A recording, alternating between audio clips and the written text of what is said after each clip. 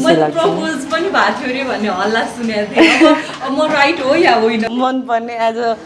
cross टाइपको अब कोही मन परिन्छ भने क्रस त सोचिन्छ नि होइन उहाँ त एकदमै राम्रो लाग्छ उहाँको ह्याबिटदेखि लिएर सबै अब हजुरलाई पनि थाहा छँदैछ उहाँ कहिले पनि ठुलो पल्टिनुहुन्न सबैलाई आएर नमस्ते नमस्ते उहाँको एकदमै लोयल्टी एकदमै राम्रो छ ह्याबिट एकदमै उहाँसँग स्क्रिन सेयर गर्दाखेरि धेरै कुरा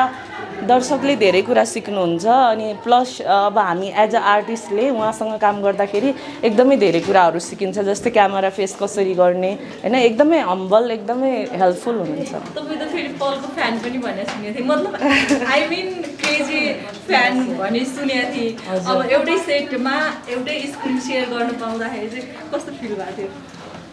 फ्यान भन्दा नि यसो आफूलाई मनपर्ने एज अ क्रस टाइपको अब कोही मन परिन्छ भने क्रस त सोचिन्छ नि होइन अनि एज अ मनपर्ने हिरोसँग काम गर्न को आर्टिस्ट बनेर काम गर्न पाउँदा त एकदमै खुसी लागिहाल्छ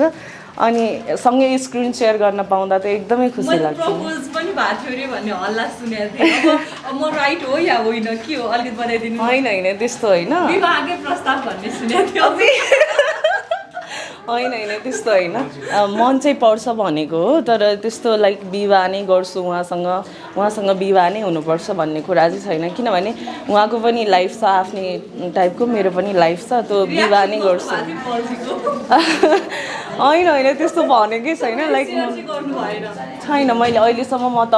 तपाईँ एकदमै राम्रो लाग्छ मनपर्छ भनेको पनि छैन उहाँलाई पनि थाहा छैन मैले मन पराउँछु भनेर या उहाँलाई पनि मैले अब त्यो केही कुरै भएको छैन कि त्यस्तो कुरा भनेकै छैन आफ्नो क्रससँग स्क्रिन सेयर गर्दाखेरि त मान्छे नर्भस हुन्छ अरे तपाईँ चाहिँ कतिको नर्भस हुनुभयो नर्भस त भएन किनभने पहिलादेखि नै म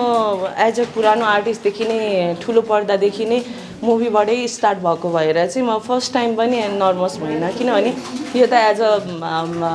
जस्तै एक्टिङ त हो नि होइन एउटा कथामा कुनै आफ्नो भूमिका निभाउनु भनेको त राम्रो कुरा हो नि होइन त्यही भएर नर्भस भइनँ म किनभने अब पल्जीसँग गर्नुभयो फेरि पनि गर्दै हुन्छ अरू हिरो त्यस्तो तपाईँ नेपाली फिल्म इन्डस्ट्रीमा कोही देख्नु भएको छ आफूलाई हिरो लाग्ने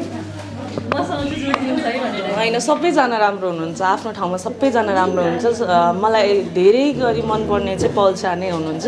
अनि त्यही भएर उहाँको चाहिँ हरेक इन्टरभ्यूमा हरेक अन्तर्वार्तामा तपाईँहरूले सोधिरहनु भएको क्वेसनै हो क्या यो चाहिँ जुनै इन्टरभ्यूमा पनि सोधिरहनु भएको हुन्छ पल्सा भनेर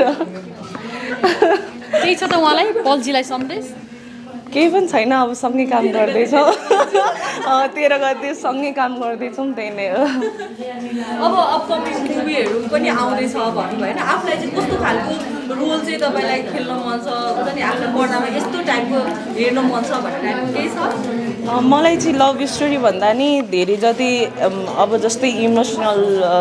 कथाहरू हुन्छ नि जस्तै रुना धोना यस्तोहरू एकदमै एक्टवाला एकदमै मनपर्छ त्यही भएर अब यस्तो टाइपको मुभी खेल्न पाए हुन्थ्यो चाहिँ जस्तो लाग्छ मलाई म जुनै पनि क्यारेक्टरमा फिट चाहिँ हुन्छु